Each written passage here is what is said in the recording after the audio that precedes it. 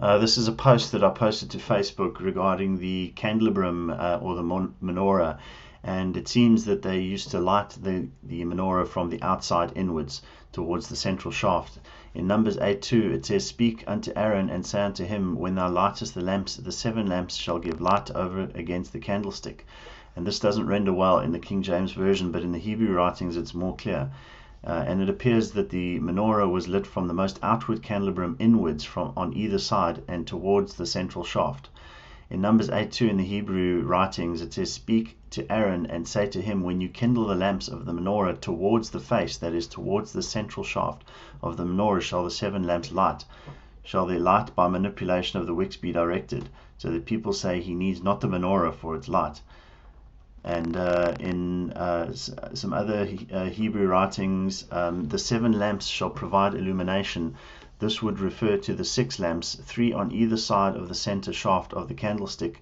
According to our author, this would be correct in the correct text in Rashi, but the scribes of the Rashi's manuscript have omitted a word by mistake, that is the word the center shaft. And it goes on to say, towards the center of the menorah, its 7 lamps shall shine.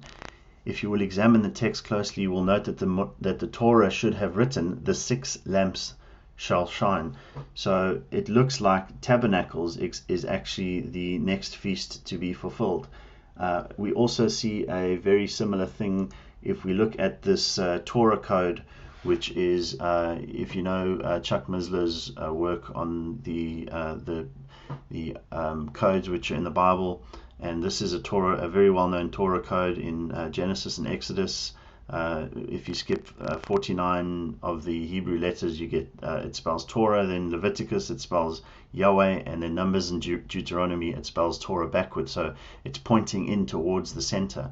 And this, I believe, is how the menorah used to be lit, and the Jewish writings seem to suggest so as well. So that would mean that the Feast of Sukkot, or the Feast of Tabernacles, would be next to be fulfilled. And I think that the blood moons over the 2014-2015 period, the blood moon tetrads, were a warning system which was pointing to Sukkot in the year 2017.